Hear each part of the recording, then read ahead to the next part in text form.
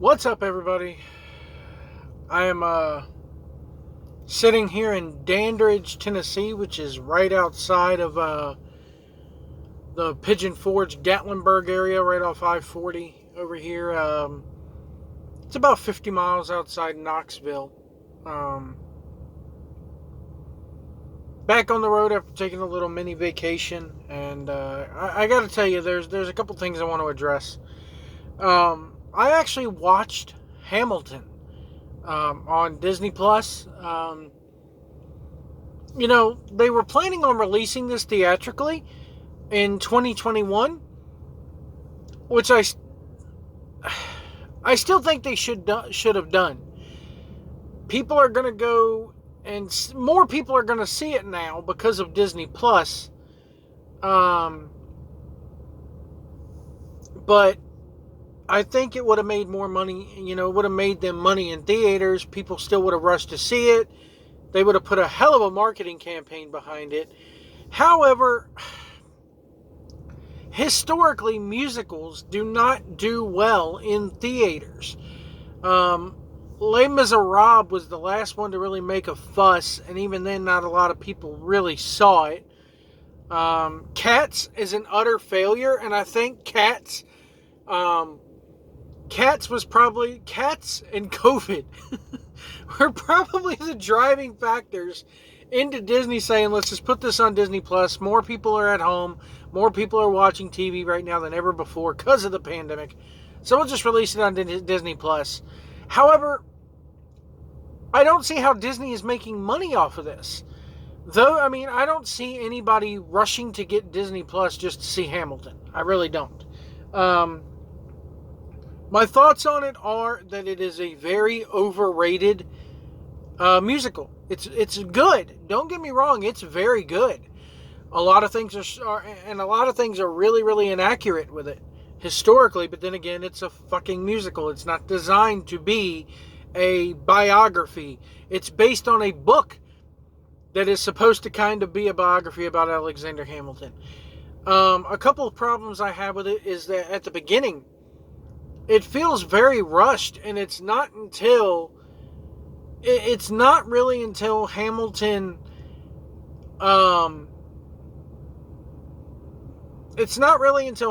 joins up with George Washington that you really have a chance to sit down and catch your breath. This thing rolls, and it rolls constantly.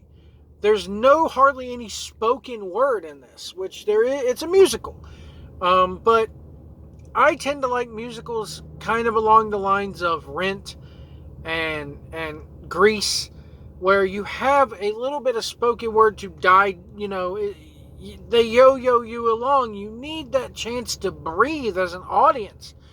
I plan on going and seeing the off-Broadway version in January when it comes to Charlotte, North Carolina. And maybe sitting there watching it and being in that atmosphere will help me, but just seeing it on TV on my tablet, I was like, damn, man, you blur through like the first part of this guy's life so quickly. And I get it. There's no reason to go really through his childhood. All you gotta say, bastard, immigrant, son of a whore in the sky. Okay, we get it, okay? And then but it does have a lot of pacing issues at the beginning and I think they could have slowed down just a little bit. It was filmed over the course of 2 nights back in 2016. So here we have a 4-year-old piece of film. I'm assuming that you could have bought this on DVD when you went to the musical. Why this hasn't, that's another thing I have with it. It's about 4 years too late.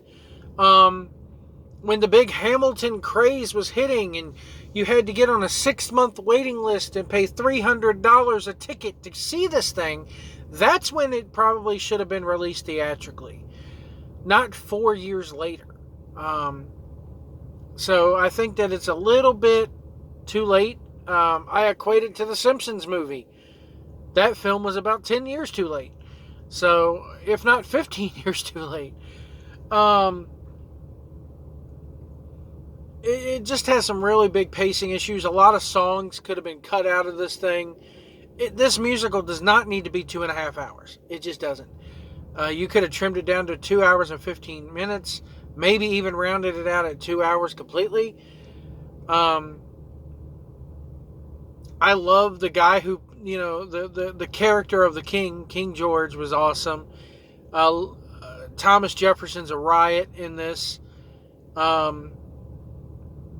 Every character in this is very, very well written.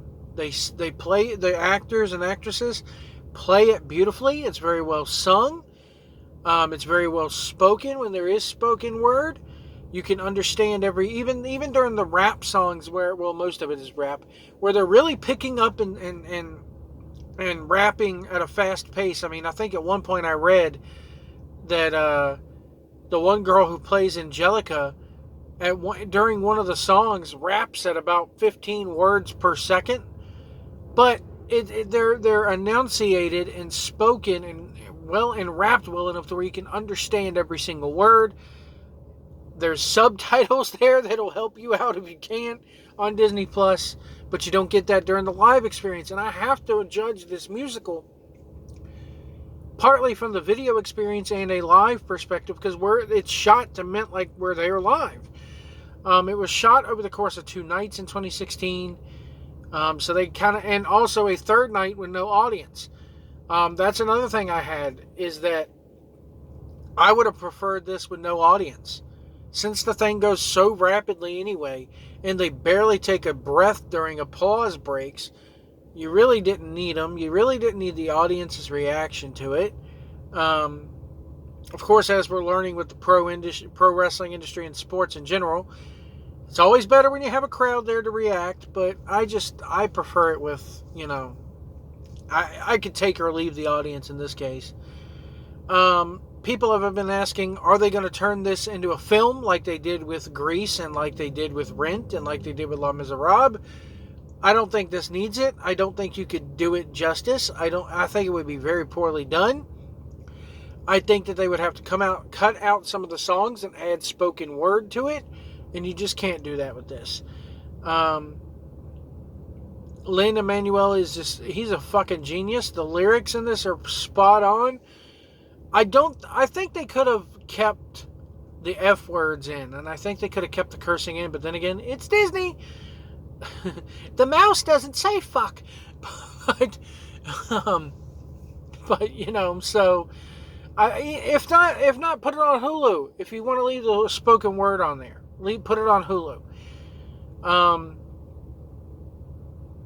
But yeah, that's my thoughts on Hamilton. It's not perfect by any means. It's definitely the best musical within the last 10 to 15 years. However, it's not the greatest musical of all time. To me, it's not worth paying $300 a ticket to see, no matter who's on the cast. I think that the creator said that he was sick and not able to play Alexander Hamilton the night that Beyonce and Jay-Z came. Ooh, you're so down on yourself that you didn't get a chance to do a musical in front of Beyonce and Jay-Z. And it's like, come on, man. How fucking Hollywood elitist do you sound right now? But yeah, and so it's good. It's definitely a great musical, but it's overrated. There's definitely flaws in it. The historical inaccuracies, how these people, how Alexander Hamilton and all these guys tout themselves as abolitionists through the whole thing, yet, Hamilton's father-in-law was a slave owner, and, at least they admit that in the movie that, hey, Thomas Jefferson and John Adams and all these people, you're sitting down not John Adams, because he was from up north, but, Thomas Jefferson and everybody else, you're sitting down south letting the slaves pick cotton for you, or dude, plant the crops for you. Therefore, you have no labor costs. And I hate to put it this way, and I really don't want to sound like I'm not advocating for slavery as it is. I really don't want to come across this way, but from a perspective, if you go back to that time, To say there were no labor costs, even with slaves, is wrong. Because if you're going to have slaves, you have to keep them alive. Therefore, slaves were allowed certain food products. Um, in fact, they were given a ration of bacon every now and then. They were given, while the mansion or the slave owner or the owner of the plantation was eating all kinds of hams and ham, bacon, and everything like that. The slaves were given like the ham hocks, the pigtails, the pig feet, everything like that to eat. That's where the phrase "high on the hog" came from. So you had to feed the slaves. You had to make sure they had food. They were allowed to grow a garden. Most of them were.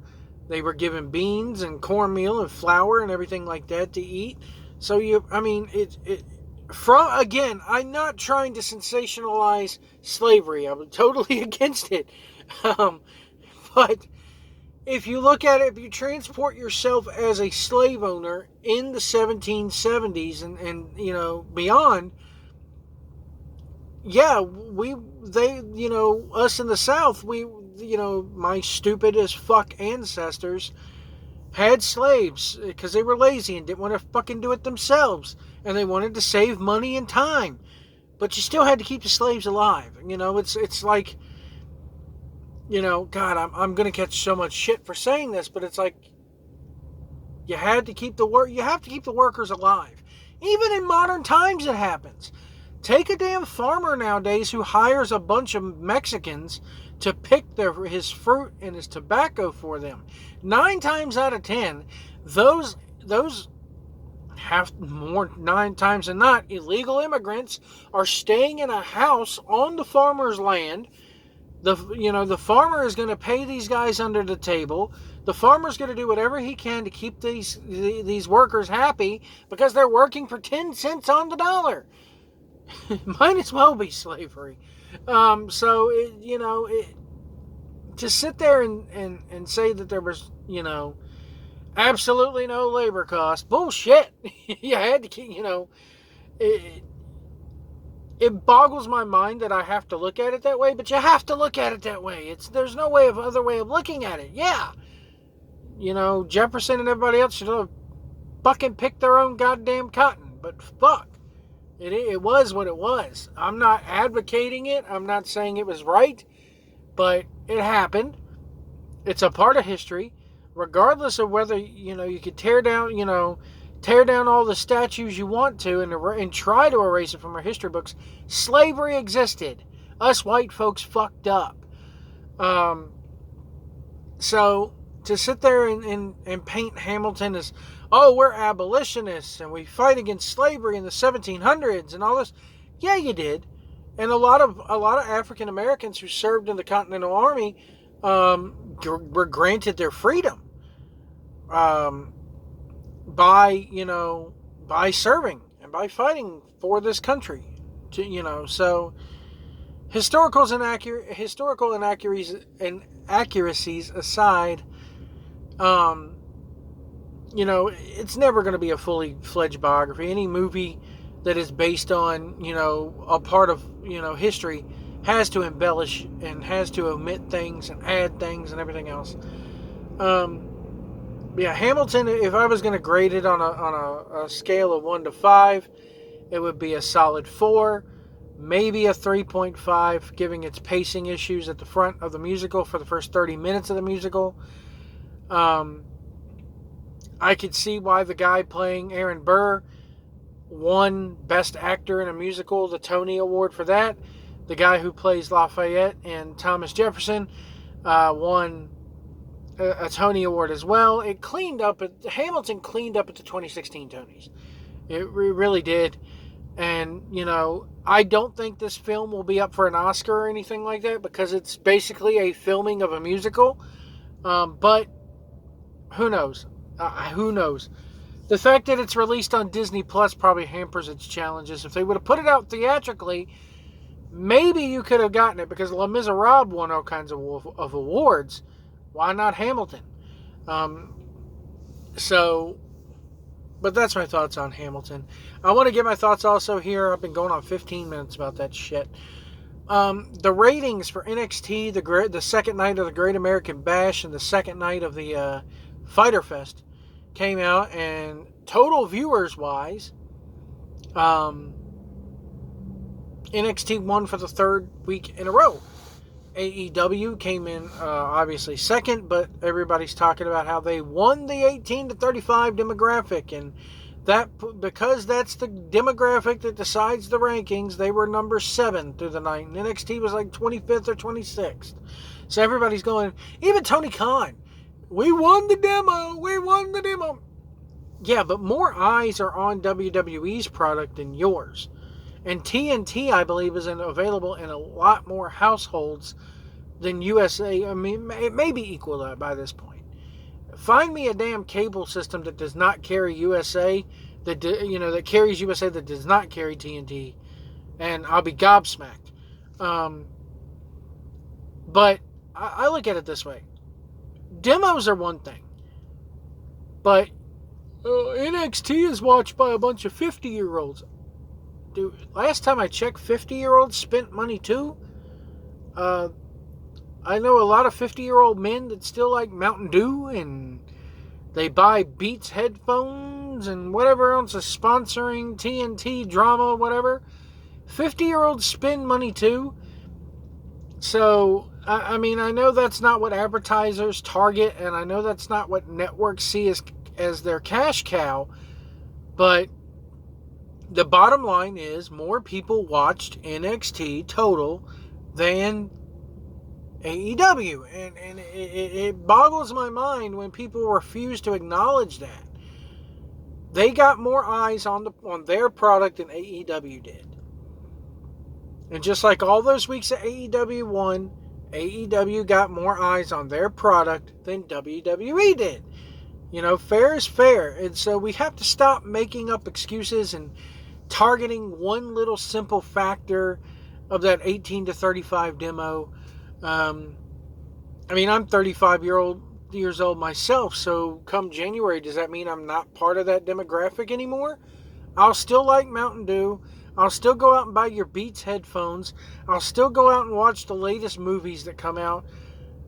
Nothing's going to change. I mean, so what? 50-year-olds aren't probably drinking Modelo beer or whatever it is you're hawking on your network. But they still go out and spend money.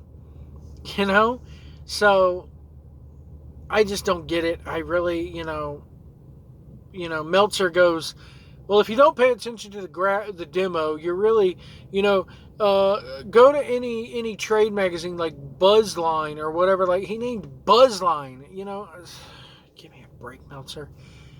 Buzzline, that's the Observer equivalent of the TV trades. I just don't get what's so special about that 18 to 35 demographic. I never have. When the Attitude Era hit, your target audience was between 13 and 25. I think. Not a lot of 50-year-olds were watching wrestling, and if they were, laughing at it or whatever. They were probably watching WCW because they still had Ric Flair and everybody who was there when they were kids. So, but yeah, I don't get it. I don't get how NXT wins this war for 3 weeks in a row, or wins 3 weeks worth of battles in this war, and you find that demographic every time to pick on. Okay, that's their audience. That's the target audience. And I've said it before, that those 700,000 to 900,000 people that are watching the show are people who ordered All Out and people who love the Young Bucks. That's their audience. It's never going to get any bigger. Never. It's never going to get any bigger than that. That's your audience. Deal with it. Those are the people that you service. Deal with it. You're never going to get any bigger or smaller than that until little kids come up, and can see the product. But I've said it before, the same 10,000 people are going to watch it because the Young Bucks and Kenny Omega are there. They can bring in everybody else they want to, but as long as the Young Bucks and Omega are there, you're always going to have those people. It's the same thing that they say about the diehard fans, that as long as wrestling's in the title, they're going to show up and watch. But anyway, folks, that's my thoughts on Hamilton and the Wednesday Night War from this past Wednesday. I have, both shows were good. I did like AEW's show this week. I thought the Orange Cassidy Chris Jericho match was good. The tag match with the Young Bucks and FTR and all them, good. Sorry, I'm fucking tired. Been driving all day. But yeah, it's it boggles my mind how you guys fixate on those 18 to 35 year olds so bad, and it makes me wonder, if NXT were to win that demographic 1 week, would you make this much of a hullabaloo over it? I don't think you would. Anyway, I'm getting out of here. I'm going to chill out the rest of this evening and got to drive down to Shelby, North Carolina tomorrow to deliver this load. Thank you guys so much for watching this. Remember, if you see a truck driver on the road, do not tailgate us. Do not ride our bumpers. If we need to get over, let us over. If you can't see our mirrors, we can't see you. And we'll see you down the road.